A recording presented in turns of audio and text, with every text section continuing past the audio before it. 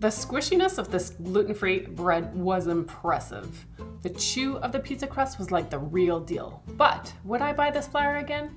First, let me tell you more about the recipes I tried to help you determine if this Italian-made gluten-free flour is right for you. For the 5-ingredient yeasted bread recipe, I used my bread machine on the gluten-free setting to mix, rise, and bake the dough. The mixture was lumpy and sticky, so I tried to mix it a bit by hand in the pan with a soft spatula to help, but overall, my machine did a pretty good job at completing the cycles. Here are the ingredients in the gluten-free flour. And if you look carefully, the first ingredient is wheat starch, but yet the flour is labeled gluten-free. Well, according to Health Canada and the FDA, a food product that contains under 20 parts per million does not represent health risks, even for consumers with celiac disease. Caputo gluten-free flour is not safe for people with a wheat allergy. And if you're new here, I'm Chantal from the blog Fresh Israel, and once you're done watching this video, go on over to the blog to read the Caputo gluten-free flour post for more details and to get a copy of the recipes in this video. Back to the bread recipe. Once I felt it was almost ready, I took the internal temperature of the loaf. It had reached 210, so I knew it was ready.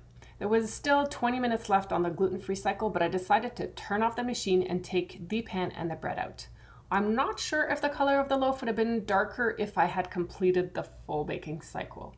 The loaf is very pale, especially on top. I left the bread in the pan to set for about 10 minutes, then took it out to cool on a wire rack.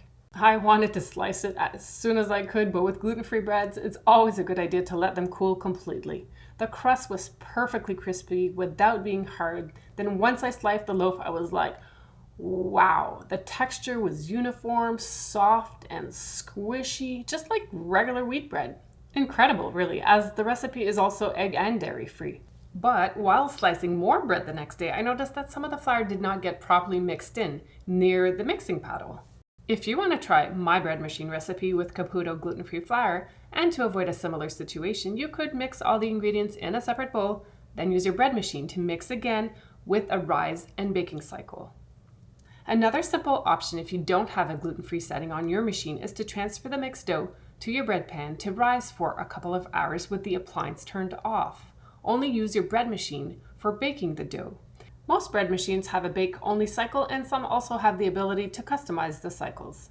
The texture of the flour is very fine, like powder, and not gritty.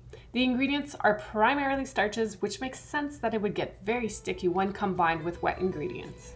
I kept my recipes as simple as I could and based them off of one of my blog recipes and replaced the flours and starches with Caputos. There's a tiny bit of olive oil in the pizza crust dough, but not the bread. But don't worry about writing any of these down, as the links to the recipes are included. I also included gorgeous homemade hemp milk, and the reason is mostly to add some nutrients like plant protein, fiber, and omegas to this very carb-heavy flour. The bread recipe includes more liquids than flour, so the mixture has a batter-like consistency.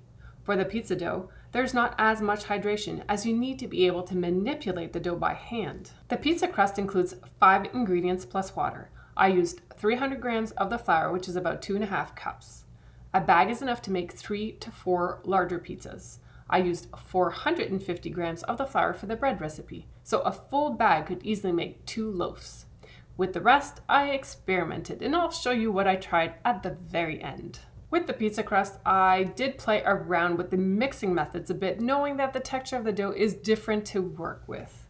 Firstly, I combined the yeast, warm water, hemp milk, and oil first with half the sifted flour and started mixing with a whisk. Then I tried to smooth out the consistency with a hand mixer, which didn't improve the goopy, sticky texture much. I added the rest of the flour and sea salt and continued to mix by hand. The more I mixed, the better the dough texture got. Once the dough was well mixed with no dry bits of flour, I covered my bowl and set it aside to rise. Get the full instructions for both recipes in the links below. Like this video and subscribe if you enjoy experiments like this one. The pizza dough rose for a few hours in the bowl, but I wasn't ready to shape it just yet, so I set it aside covered in my cooler kitchen for almost 6 hours, and it was fine. Ideally, you want to let it rise for 2 to 3 hours until the dough has doubled in size.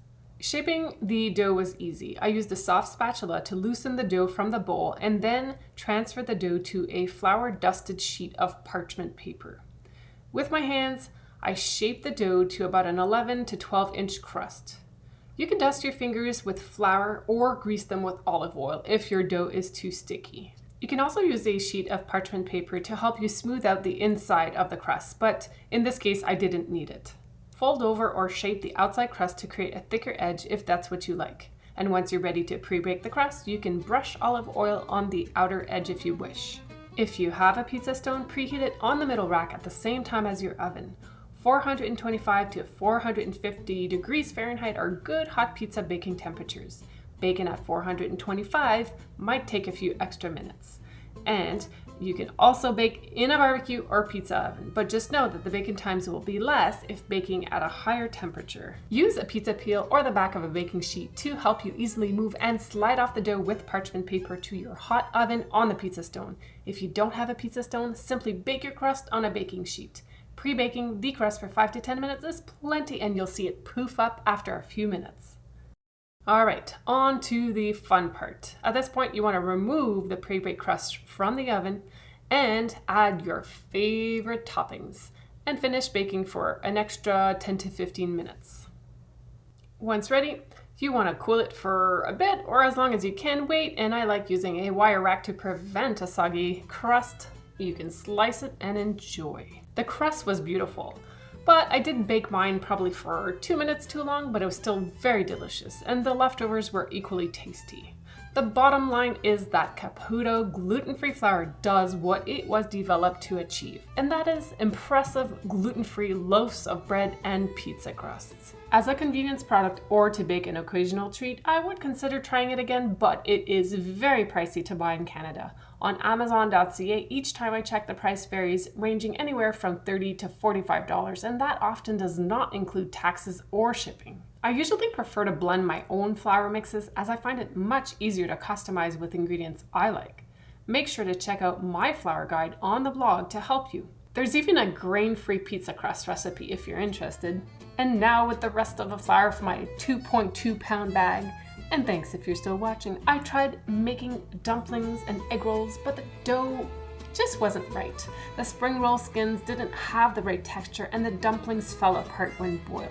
I guess that's why it's called an experiment. You don't know unless you try. The leftover bread was good toasted in a cast iron skillet, great for an open-faced sandwich, although too many wet toppings can make the bread fall apart. Well, that is it for this review. I hope it was helpful. Please let me know in the comments if you would try this gluten-free flour, and don't forget to reference the recipes for the ingredients and instructions.